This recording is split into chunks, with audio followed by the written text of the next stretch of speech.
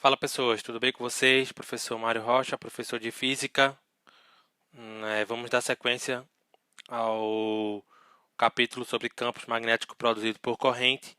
Na aula de hoje vamos continuar aplicando a lei de Biot-Savart para calcular o campo elétrico de um arco, de uma espira e também num eixo de uma espira circular, além da força magnética entre fios paralelos, ok? Então, segue. Então, mais uma aplicação, além da calculada já, que foi o fio infinito e um fio semi-infinito, vamos calcular agora o campo magnético B produzido por um arco, beleza? Então, a figura representa o seguinte. Então, está aqui um arco, beleza? Que, obviamente, para facilitar, tem uma distância R, fixa. E esse arco tem uma abertura de θ. Passa uma corrente I, por simplicidade, aqui escolhida para cima. Como é que a gente faz? Como é que procede? Calculamos o elemento de corrente, o IDL. Calculamos o produto vetorial do IDL com a distância em todos os pontos aqui, que é o R. E calculamos o elemento de campo e depois integramos, tá certo? Então, por lei de Biot-Savart, o elemento de campo é o dB, μ0 sobre 4π, IDL, ou IDS, vezes R, sobre R ao quadrado. Então, o IDS, vetor Rzinho, ele forma sempre um ângulo, de 90 graus, tá? Então, aqui ele é sempre tangente, durante o arco, então ele sempre forma um ângulo de 90 graus. Então, o seno vai ser o seno de 90, que é 1. E isso aqui vai se reduzir a simplesmente o IDS, onde esse ds é o arco infinitesimal, ok? Que seria o R de θ. Tá certo? Então, tá aqui. Então, dá para a gente calcular o elemento de campo como μ0 sobre 4π e R ao quadrado, R de θ sobre R ao quadrado, o R cancela com R, e eu vou integrar de 0 até θ. Então, meu campo magnético produzido por um arco é o μ0, 4π. O μ0, 4π, R é tudo constante, só vai sobrar o dθ. Então, a integral de dθ de 0 a θ é o próprio θ que está aqui. Tá certo? Então, μ0i, 4πr, θ é o módulo do campo magnético de um arco para o seu centro. Ok? Lembrando que B ele é sempre perpendicular, nesse caso, ao plano do círculo. Como a corrente está para cima, pela regra da mão direita, se você der a tapa para o centro, os seus dedos vão estar saindo do papel. Então, nesse caso, o campo magnético ele é saindo do plano, ok? Para saber o vetor. Caso essa espira fosse completa, um arco completo, esse θ equivaleria a 2π. Se fosse uma semicircunferência, valeria π. Então, é só você colocar aqui no lugar de θ, colocar 2π, se for a espira completa fechada no seu centro. Se for uma semi, só colocar aqui π. Então, no caso de uma espira no seu centro, isso aqui vai virar só simplesmente μ0i sobre 2r. 2π simplifica com 4π, só sobra 2. Então, o campo no centro de uma espira circular é um μ0i sobre 2r. Ok? Então, vamos pegar agora uma espira circular e calcular no eixo que passa pelo seu centro. Tá certo? Então, o campo magnético para uma espira circular, tá certo? Num ponto Z, tá? Que passa sobre o seu eixo, é dado pela seguinte maneira. Então, a figura representa, vamos escolher que aqui é o nosso eixo Z. Então, tá aqui a espira. Eu tenho aqui a corrente percorrendo nesse sentido, ok? ok? Então, eu quero calcular aqui no ponto P, nesse eixo, e aí eu tenho que saber um elemento de carga, um elemento de corrente, o IDS, e calcular nesse ponto que está uma distância R', né? E esse ponto ele está a uma altura Z do eixo, e aqui é o raio da espira, o R', ok? Então, nesse ponto aqui, o campo, pela regra da mão direita, ele é meio que saindo inclinado. Se você fizer a tapa aqui, o campo ele vai dar nesse sentido aqui, tá certo? E aí você pode decompor esse campo num campo que é perpendicular a Z e um campo que é paralelo a Z, tá certo? Por que isso, Mário? Porque a gente pode usar a simetria do problema para reduzir e facilitar a nossa integração. Porque se eu pegar um elemento de corrente exatamente oposto a esse, nesse lado de cá, por exemplo, ele vai estar saindo e ele vai gerar um campo magnético para cá, tá certo? E esse campo magnético ele pode também ser decomposto numa componente perpendicular ao eixo Z e uma componente que é paralela, de modo que, como essa distância seria exatamente essa componente perpendicular se anularia com essa. E você pode fazer isso para todos os elementos de corrente e as componentes perpendiculares elas iriam se anular 2 a 2. E aí, por simetria, a gente sabe que as componentes perpendiculares se anulam e aí só resta apenas as componentes paralelas, tá certo? Então, calculando apenas a componente paralela, eu vou calcular apenas a componente paralela de cada elemento e depois somar todas, que vai estar todo na direção Z. Então, eu vou dizer que ele forma um ângulo aqui de alfa, tá? Com um eixo, o campo faz um ângulo alfa com um eixo Z, só por simplicidade, para eu dizer que o meu dB paralelo seria o dB cosseno de alfa. Beleza? O dB a gente sabe como é que calcula. É pela lei de Biot-Savart, o dB é o μ0 sobre 4πi ds R'. Por quê? Esse ângulo aqui com esse, né, o IDS com R, forma um ângulo de 90 também, sempre. Então, só sobrou o IDS, o R sobre R ao quadrado cosseno de alfa, tá? E aí eu posso escrever que esse ângulo aqui, se eu fizer um prolongamento, né, do vetor distância, ele forma um ângulo com B, porque dB ele é perpendicular simultaneamente a R e ao IDS. Então, se eu fizer o prolongamento, esse ângulo vai ter que ser, né, 90 graus. Então, o alfa mais 90, né, aqui, o alfa mais esse ângulozinho tem que dar 90. Só que esse ângulo é exatamente esse ângulo aqui, que é o 90 menos alfa. Se aqui é 90 menos alfa e aqui é 90, então esse ângulo aqui tem que dar alfa. Por que eu estou fazendo isso? Para eu poder reescrever o Rzinho em função das constantes do problema, que é o R e o Z, e o cosseno também. Então, para o caso do Rzinho ao quadrado, o Rzinho ao quadrado é R ao quadrado mais Z ao quadrado. Beleza? O IDS, esse ds é um elemento de arco desse fio circular. Então, vai ser o R d θ. E o cosseno desse ângulo vai ser o cateto adjacente, que é R, sobre hipotenusa, que é R ao quadrado mais Z ao quadrado, a raiz disso. Então, quando eu colocar aqui, vai ser o cosseno de alfa é R sobre R ao quadrado mais Z ao quadrado elevado ao meio. Esse vezes esse, né? 1 mais 1 meio dá 3 meios. Aqui em cima fica R ao quadrado, mas tudo isso vai ser constante porque minha integração ele está em alfa, que é para completar o arco todo aqui.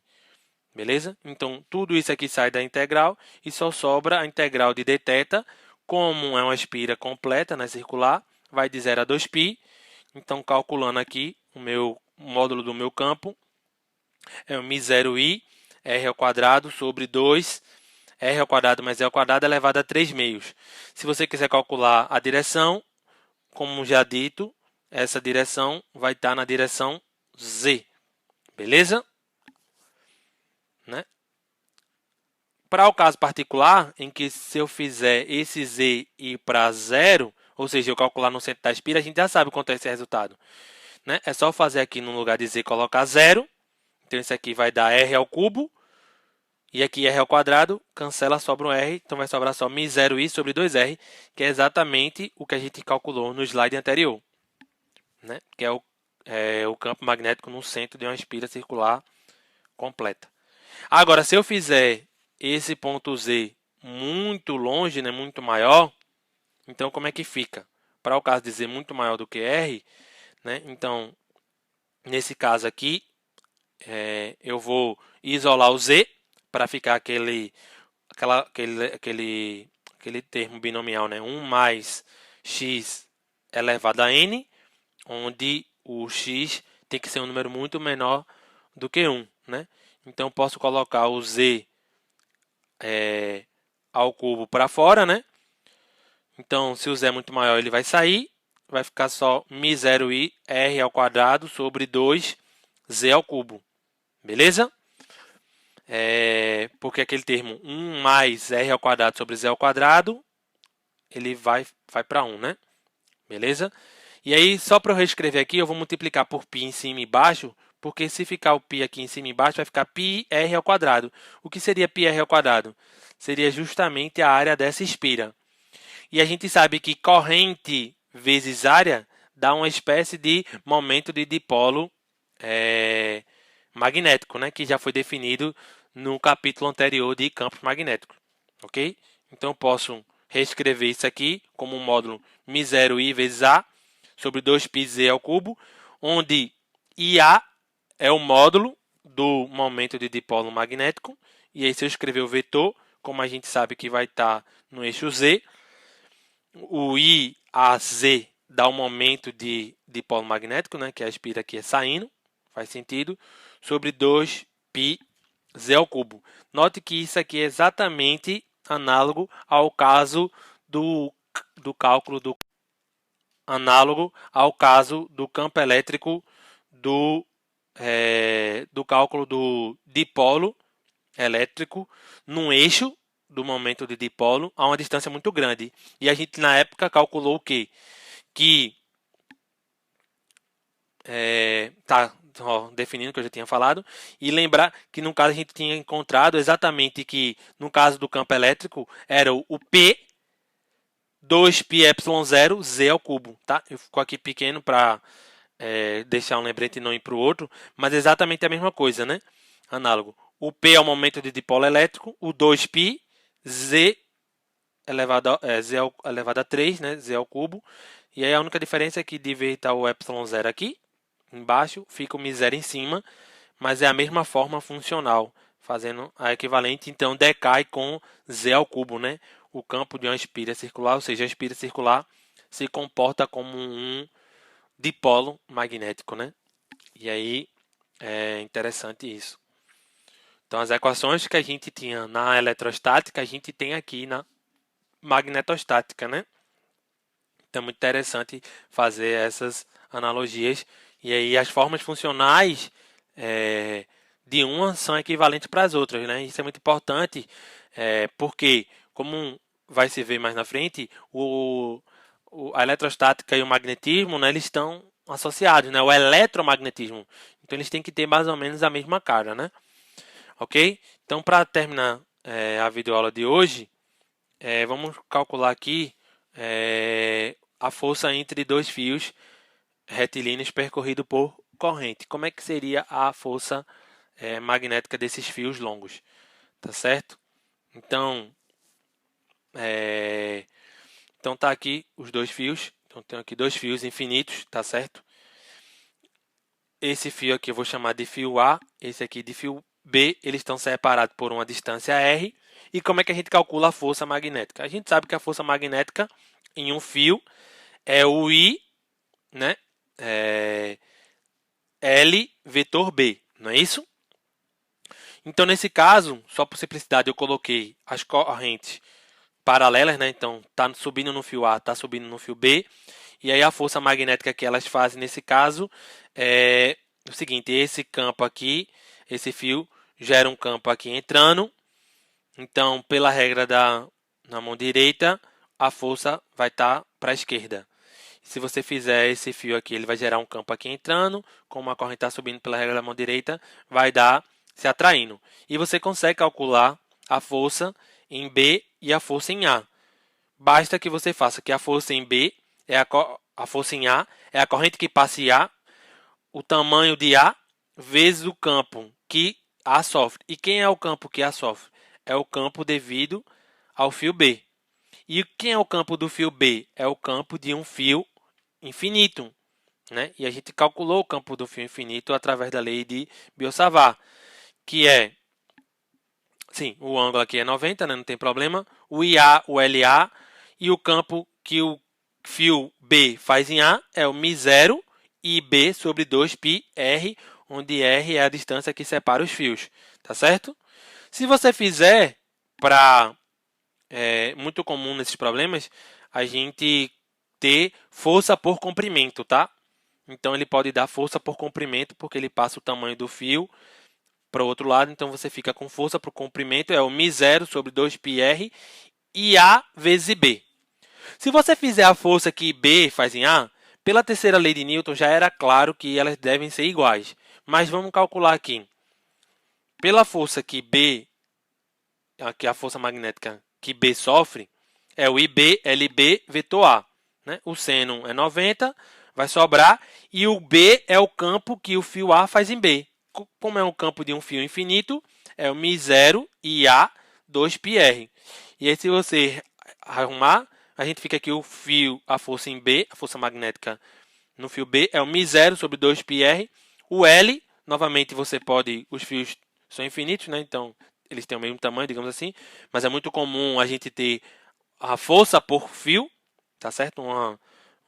Uma densidade aí de força, por exemplo, uma densidade de força linear, tá? E então note que elas são a mesma, né? E era óbvio, né, que o módulo deveria ser o mesmo, né? Porque essa força que B sofre é devido a A e a força que A sofre é devido a B. Então, pela terceira lei de Newton, os módulos dela são o mesmo. A única coisa que muda é o sentido, né? Que eles têm sentidos opostos. Então, pela terceira lei de Newton, a força em A e a força em B tem o mesmo módulo, mas tem sentidos opostos, tá? Pela terceira lei de Newton. E uma coisa importante que você pode calcular, só de uma, só depende das correntes que passam, μ0 sobre 2πr, onde esse r é a distância que separa os fios. Beleza? Uma coisa importante é que se as correntes têm o mesmo sentido, tá certo? Essa força vai ser atrativa. E se as correntes tiverem sentidos opostos, como assim, Mário? Uma está para cima no fio e a outra está para baixo. Né? Se as correntes estiverem antiparalelas, elas vão se repelir. Então, correntes paralelas se atraem, os fios se atraem, e corrente antiparalela, a força é repulsiva. Corrente paralela, força atrativa, e corrente antiparalelas, a força é repulsiva. Beleza? Dúvidas? Deixa nos comentários, me procura na minha rede, @Prof. Mário Rocha. Estou à disposição, tá certo? Para tirar dúvida. Se gostou, compartilha com os amigos. Não esquece de deixar o like e parte para a próxima aula, tá? Que a gente vai trabalhar um pouco sobre lei de Ampère, ok? Então, falou, valeu, fui.